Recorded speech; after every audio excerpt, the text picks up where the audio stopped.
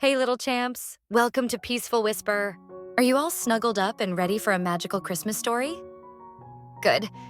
Let me tell you about a little bunny named Milo and his very special Christmas Eve. Milo was a tiny bunny, no bigger than a teacup, with soft gray fur and the brightest, most curious eyes you've ever seen. He lived with his family in a cozy burrow in the meadow. It was Christmas Eve, and everyone in the burrow was busy. Milo's brothers were gathering firewood, and his sisters were decorating the burrow with holly and berries. But Milo felt left out. He wasn't big enough to help with the firewood, and his paws were too little to hang the decorations. "I'm too small to do anything important," Milo sighed. His mother, with her kind eyes and warm smile, said, "Oh, Milo, sometimes the smallest creatures can do the biggest things. You'll see." Milo didn't understand what she meant, but he nodded and decided to go outside. Maybe the snowy meadow would cheer him up. Out in the meadow, everything sparkled under the moonlight. Milo's paws made tiny crunching sounds in the snow as he hopped along. Suddenly, he noticed a soft, flickering light. "What's that?" he wondered, his nose twitching with curiosity. He followed the light and found something extraordinary, a tiny, glowing star. It was nestled in the snow, no bigger than a pebble, but it twinkled softly. "Hello there," Milo whispered. The star wobbled as if it were trying to say something. "Are you lost?" he asked. The star blinked once, and Milo took that as a yes. "Oh no, you belong in the sky," Milo exclaimed, looking up at the stars above. He noticed that one spot in the sky was dark, like a missing puzzle piece. "Don't worry," Milo said. "I'll help you get back home." Milo carefully scooped up the little star in his paws. Its warm glow lit up the snowy path as he began to hop toward the forest. But he didn't know exactly how to get the star back to the sky. Just then, he heard a soft hoot from above. "Who is wandering in the snow at this hour?" It was Oliver, the wise old owl perched on a low branch. "Oliver," Milo said excitedly. "I found this lost star, and I need to help it get back to the sky. Do you know how?" Oliver's golden eyes twinkled. "The North Star leads all the others. If you take this star to the tallest hill in the forest, the North Star will guide it home." Milo looked toward the forest. The tallest hill seemed so far away. "You can do it," Oliver said with a reassuring hoot. "Believe in yourself, little one." Milo nodded, holding the star close, and continued on his way. The forest was quiet, but the snow was deep, and the wind felt colder. Milo shivered. "Brr, it's so cold," he said, his teeth chattering. Suddenly, a small squirrel with a fluffy tail popped out from behind a bush. "Hi there, I'm Tilly. What are you doing out here on Christmas Eve?" Milo showed her the glowing star and explained, "I'm trying to help this star get back to the sky." Tilly's eyes lit up. "Wow, that's so brave of you. The tallest hill is far, but I know a shortcut." "Really? You'll help me?" "Of course," said Tilly, scampering ahead. With Tilly's help, Milo avoided the deepest snowdrifts and tricky paths. The little star seemed to glow brighter as they made their way closer to the hill. But the journey wasn't over yet. As Milo climbed a snowy slope, his paw slipped. "Oh no," he cried, tumbling down the hill.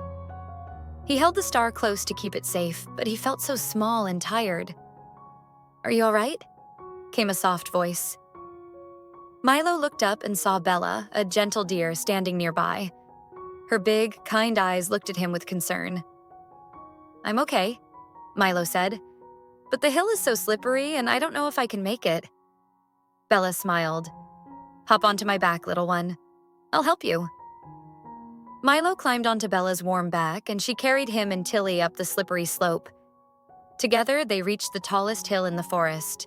From the top of the hill, the view was magical. The sky stretched wide above them, filled with twinkling stars. But one spot was still dark, the place where the lost star belonged. "How do we get it up there?" Milo wondered, holding the star gently in his paws. Just then, a soft beam of light shone down from the North Star. It felt warm and inviting, as if it were calling to the little star. The tiny star wobbled in Milo's paws, ready to go. "It's time," Bella said softly. Milo held the star up as high as he could. The North Star's light grew brighter, and the little star began to float. Slowly, it rose higher and higher, twinkling brighter than ever as it reached the sky. Milo, Tilly, and Bella watched in awe as the star found its place. The North Star twinkled proudly, and the little star shone happily alongside it. Milo's heart felt so full as they made their way back home. He had done it. He had helped the little star find its way. When Milo finally snuggled into his cozy burrow that night, the stars above seemed to twinkle just for him. And as he drifted off to sleep, he dreamed of glowing stars, kind friends, and the magical Christmas Eve when he realized that even the smallest bunny could do something truly amazing. Thanks for watching, champs. Just don't forget to like and subscribe. Once upon a time, in a small snowy town, there lived a little girl named Ella. It was Christmas Eve, and the whole town sparkled with twinkling lights. The rooftops were covered in snow, and the air was filled with laughter and joy. In her backyard, Ella was hard at work building a snowman. She had rosy cheeks and brown curls that peeked out from under her knitted hat. Her green coat and matching mittens were dusted with snow as she carefully placed coal for the snowman's eyes, a carrot for its nose, and pebbles for its smile. When she was done, she stepped back and admired her creation. "You're perfect," she said with a smile. Then she wrapped a bright red scarf around its neck and whispered, "I wish you could come to life, Snowy." The stars twinkled above as Ella headed inside for bed. She didn't notice the North Star shining extra brightly that night. And as its light touched the snowman, something magical happened.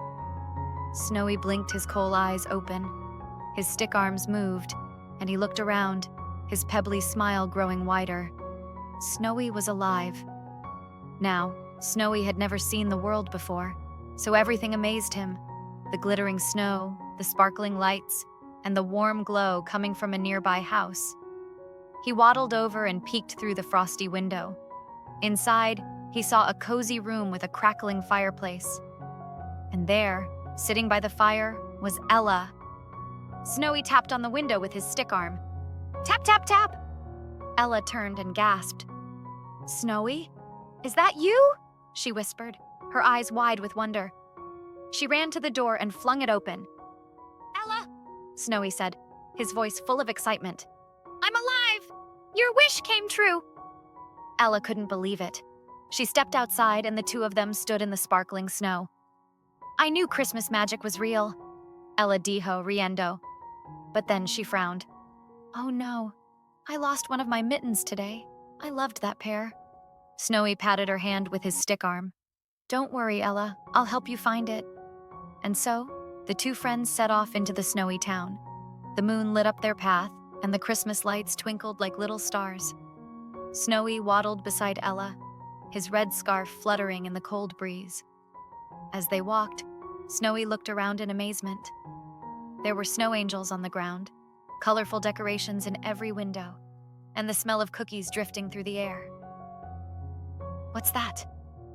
Snowy asked, pointing with his stick arm to a family sharing cocoa by a fire pit outside their house. "That's what Christmas is all about," Ella explained. "It's about giving, sharing, and spending time with the people you love." Snowy nodded thoughtfully. He didn't fully understand, but he liked how it made him feel. Suddenly, they heard a soft sound. Meow! Ella and Snowy followed the sound to a narrow alley. There, under a single lantern, they found a tiny kitten. It was gray and white with big, round eyes and soft fur dusted with snow. "Oh, you poor thing," Ella said, kneeling down. The kitten shivered, curling its tail around its little body. Without thinking twice, Ella took off her red scarf and gently wrapped it around the kitten.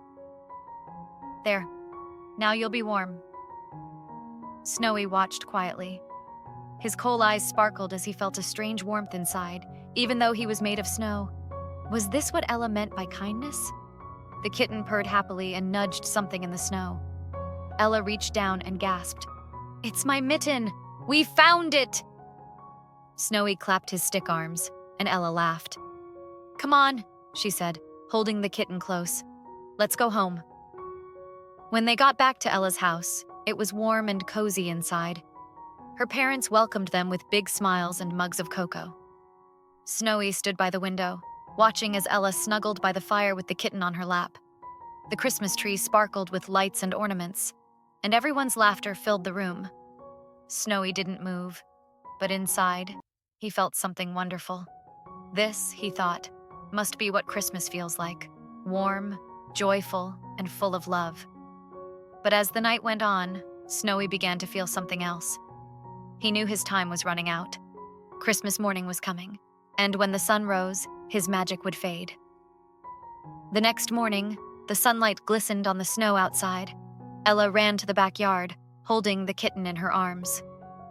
Snowy was still standing there, his red scarf now draped over the kitten. Ella's eyes filled with tears. "Goodbye, Snowy," she whispered.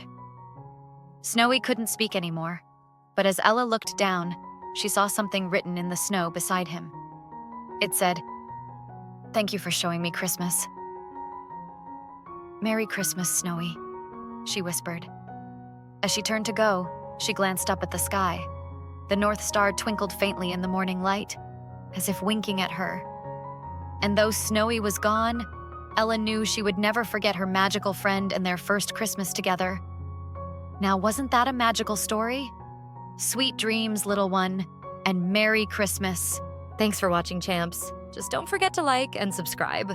Once upon a time, in a soft, tranquil village nestled between the shimmering river and the whispering woods, there lived a little girl named Luna.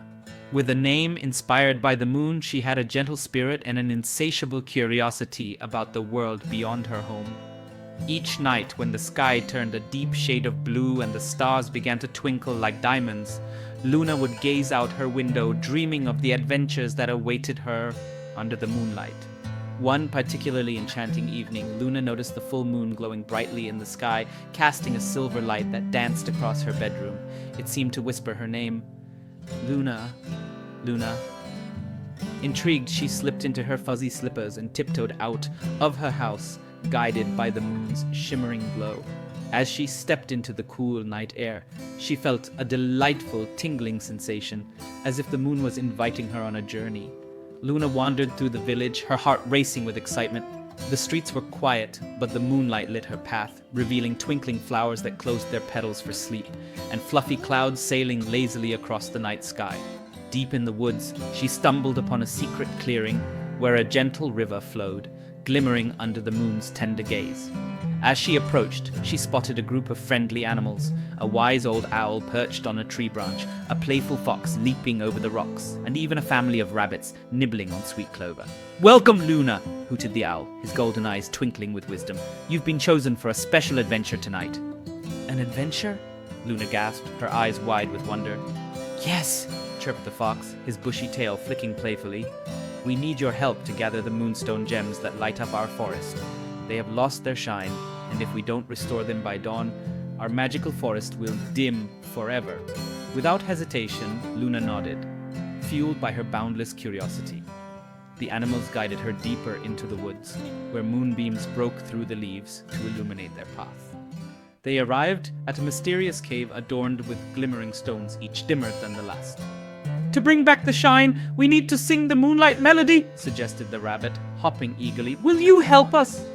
Luna took a deep breath and began to sing a sweet, lullaby-like melody that combined the sounds of the rustling breeze and the soft gurgling of the river.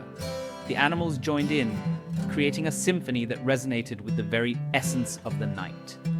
As their voices echoed through the cave, the moonstone gems began to sparkle.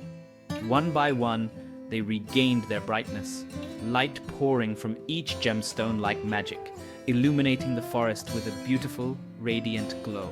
The colors danced like fireflies, reflecting in the river and filling the woods with warmth and joy. "Thank you, Luna!" the animals cheered, their eyes glimmering with happiness. "You have saved our forest!" But as the first light of dawn began to peek through the trees, Luna felt a twinge of sadness. She was about to return home, leaving behind her newfound friends. "You'll always be part of our moonlit adventures," said the wise owl. "Whenever the moon shines bright, remember us, and the magic will always be with you." With a heart full of joy and memories, Luna waved goodbye to her friends as she made her way back through the village. As she nestled back into her bed, she whispered, "Thank you, Moon, for this adventure." And that night, as Luna drifted into a peaceful slumber, the moon glowed brighter than ever, watching over her dreams, knowing her heart now held the magic of the moonlight forevermore. And so, with hearts warmed by adventure and friendship, Luna and the animals awaited the next full moon, where more enchanting tales and sleepy adventures brewed just beyond the horizon. Gather around, little ones, snuggle under your cozy blankets, and let me tell you a magical story about a very special Christmas night. Are you ready? Let's begin. Once upon a time, in a house filled with the sparkle of Christmas lights and the warmth of gingerbread cookies baking in the oven, a little girl named Clara was gazing at her Christmas tree. Oh, it was a sight to behold. The ornaments twinkled, the lights glimmered, and the pile of presents underneath made her eyes light up with excitement. Finally, the moment arrived when Clara could open her gifts. One by one, she unwrapped them, laughing with joy at each surprise. There were paints, a beautiful storybook, and a knitted scarf to keep her warm. But the last present, oh, it was the most wonderful of all, a wooden nutcracker dressed like a brave soldier. His red jacket gleamed, and his tall black hat made him look so regal. "Thank you, Mama and Papa," Clara exclaimed, hugging the nutcracker tightly. Her mother smiled. "Take good care of him, Clara. Nutcrackers are very special." Clara's heart swelled with love for her new friend. She imagined him leading an army of toy soldiers, protecting the Christmas tree. But as she looked closer, her face fell. Oh no. One of his arms was loose, hanging by a tiny thread of glue. "He's broken," Clara whispered, her eyes filling with worry. "Don't worry, sweetheart," her father said, kneeling beside her. "I'll fix him for you tomorrow." But Clara couldn't wait until tomorrow. That night, after everyone had gone to bed, she tiptoed downstairs, carrying her nutcracker. She laid him gently on the dining table and searched through the drawers for something to fix him. Tape? Glue? Anything. But no matter how carefully she worked, his arm wouldn't stay in place. As she sighed, feeling a little defeated, she noticed something glinting at the base of the nutcracker. It was a tiny, golden key, so small it looked like it belonged to a dollhouse. "What's this?" Clara wondered aloud, turning the nutcracker over. To her surprise, she found a keyhole hidden in his back, cleverly disguised beneath his painted jacket. Well, who could resist a mystery like that? Clara gently turned the key, and suddenly, oh, you won't believe this. The nutcracker's eyes began to glow, and a soft melodic voice filled the room. "Thank you for unlocking my secret," the nutcracker said, bowing stiffly. "My name is Captain Theodore, and I am at your service." Clara's jaw dropped. "You can talk?" she stammered. The nutcracker nodded. "I am no ordinary nutcracker. I was once the prince of a magical kingdom, a land of sweets and dreams. But the wicked Mouse King cast a spell on me, trapping me in this wooden form. My people are suffering, Clara, and only someone with a kind heart and brave spirit can help break the curse." "The Mouse King?" Clara asked, her voice trembling. "What do we have to do?" Theodore's expression turned serious. "We must retrieve the Star of Courage from the Mouse King's lair. It's the only way to free my kingdom." Now, Clara wasn't sure she was brave enough for such a dangerous quest, but when she looked into Theodore's hopeful eyes, she felt a spark of determination. "I'll help you," she said firmly. Theodore waved his tiny hand, and a swirl of sparkling magic surrounded Clara. She felt herself shrinking until she was no taller than the nutcracker. The living room transformed into a towering forest, with the Christmas tree now a massive canopy of green above them. "Follow me," Theodore said, leading her through the forest. They passed through a candy cane gate and into a shimmering field of sugar crystals. It was beautiful, but as they ventured deeper, the air grew colder and darker. Suddenly, a shadow darted across their path. Clara clutched Theodore's arm. "What was that?" she whispered. "Mouse King's spies," Theodore said grimly. "Stay close." They crept onward until they reached the entrance to a dark cavern. "This is it," Theodore said. "The Star of Courage is inside. But beware, the Mouse King will do everything he can to stop us. Clara's heart pounded as they stepped into the cavern. The walls glittered with jagged crystals, reflecting eerie shadows. And in the center of the chamber, sitting on a pedestal, was the Star of Courage. Its golden light filled the room with warmth and hope. "We found it," Clara whispered, stepping forward. But before she could reach the star, a booming voice echoed through the cavern. "Who dares enter my domain?" Out of the shadows stepped the Mouse King, his dark fur sleek and his eyes blazing. He towered over Clara and Theodore, holding a wicked staff adorned with sharp spikes. "You?" the Mouse King sneered, looking at Theodore. "A broken nutcracker and a little girl? You're no match for me." Theodore stepped in front of Clara, raising his tiny sword. "We've come to take back the Star of Courage and end your reign of terror, Mouse King." The Mouse King laughed, a terrible echoing sound. "Foolish! Prepare to meet your doom." Clara felt fear creeping into her heart, but she remembered Theodore's words, kindness and bravery. Taking a deep breath, she stood tall. "You can't scare us," she said, her voice steady. "Your power is nothing compared to the strength of courage and kindness." The Mouse King roared and lunged at them. Theodore blocked the attack with his sword, but the Mouse King was so strong. Thinking quickly, Clara grabbed a handful of sugar crystals from her pocket and flung them at the Mouse King's face. The crystals exploded in a burst of dazzling light, blinding him. "Now, Theodore!" Clara shouted. Theodore leapt onto the pedestal and grabbed the Star of Courage. Its light grew brighter and brighter, filling the cavern with golden warmth. The Mouse King let out a final shriek as the light dissolved him into nothingness. Clara and Theodore stood in the peaceful glow of the star, catching their breath. "You did it, Clara," Theodore said, smiling. "Your courage saved us all." Clara smiled back.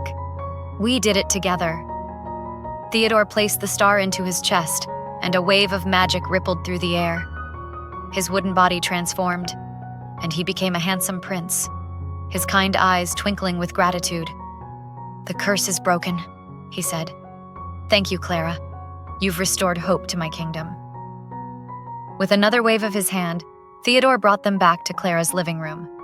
Everything was just as it had been, except the Nutcracker now stood proudly on the mantel, his arm perfectly intact.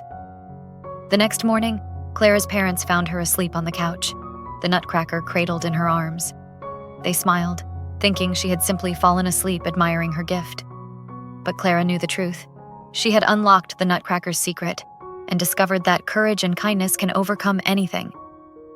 And so, every Christmas after that, Clara placed the Nutcracker at the center of their holiday decorations, a reminder of the magical adventure they had shared and the lesson they had learned, that bravery and compassion are the greatest gifts of all.